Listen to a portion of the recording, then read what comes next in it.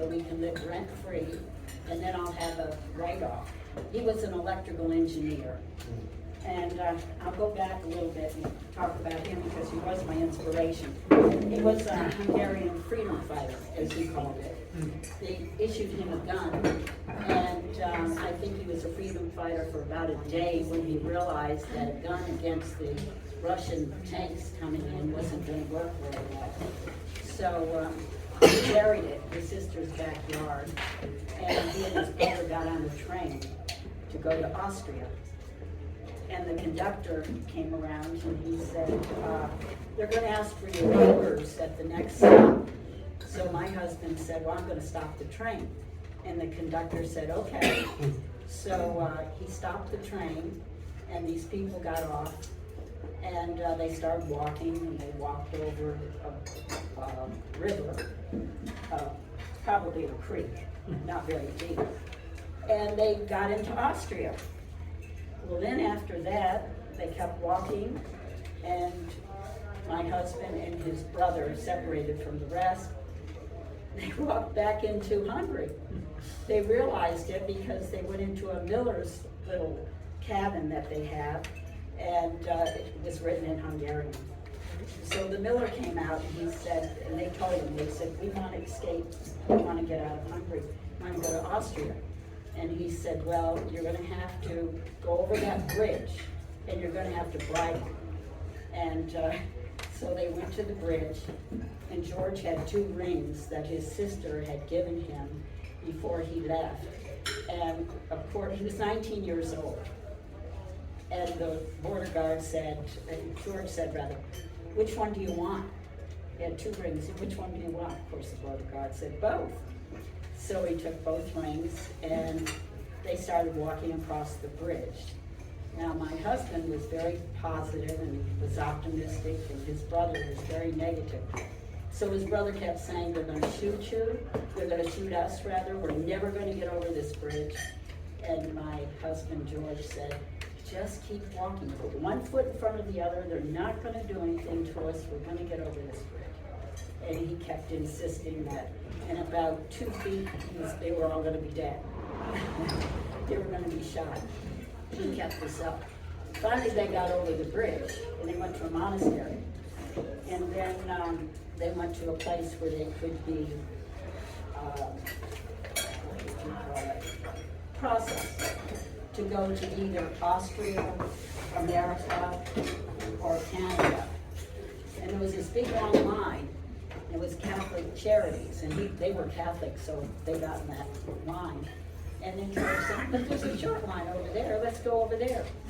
So they went over to the short line, and that was Tolstoy's daughter, who was sponsoring anybody who wanted to escape from communism. So they said, good, that's what we want to do. We'll take that one. So, yeah.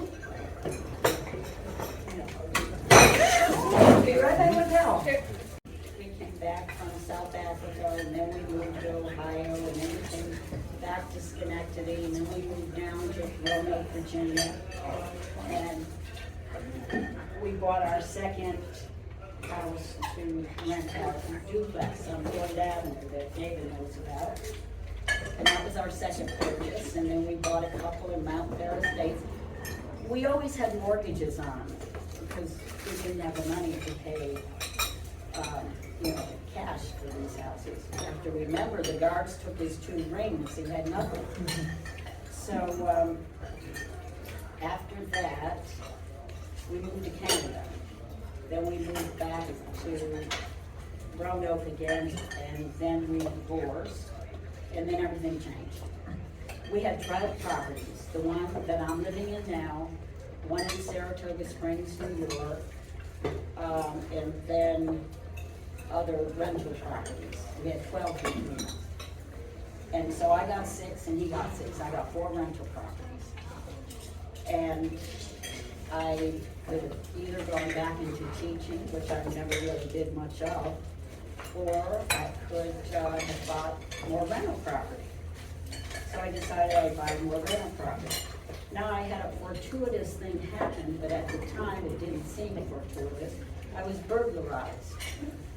And the insurance company gave me $10,000 for sterling silver and jewelry, which I didn't need. So I bought a house in Salem, put down a deposit in Salem. And I bought that house. And then every year, I would start buying more houses.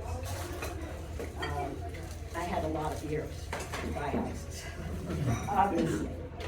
And how did you progress? It says, slowly. I said, the lessons learned along the way, but you can't win every time. Most people are good. Some tenants will disappoint you. Some workers will disappoint you. But most people are good. And my goal at the time was, after the divorce, was really survival. And then I wanted to make a lot of money, and I started buying the houses. I decided I can buy more. I can buy 100. I can have 100 houses.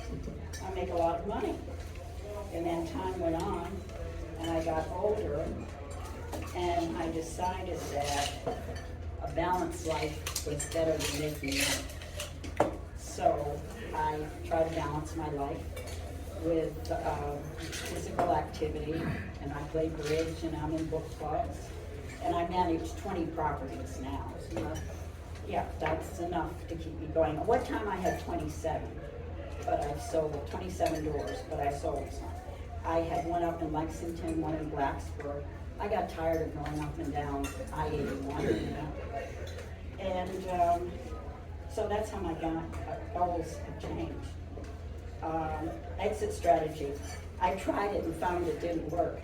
I paid somebody my properties to manage. That didn't work out well for me. And so I think the best way to get out is to give the properties to somebody to sell them.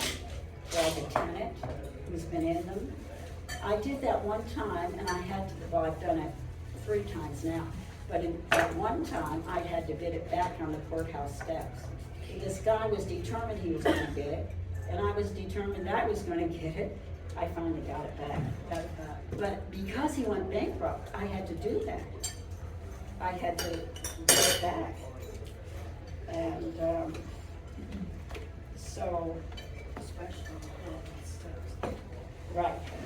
So I guess if you call this wisdom, I would say it's all about attitude. Take calculated risks. Don't get bent out of shape when people put holes in your doors and your walls. Tenants don't pay their rent. They take all the kitchen cabinets out, throw them out in the yard. I had that happen. They sublet your house without your knowledge.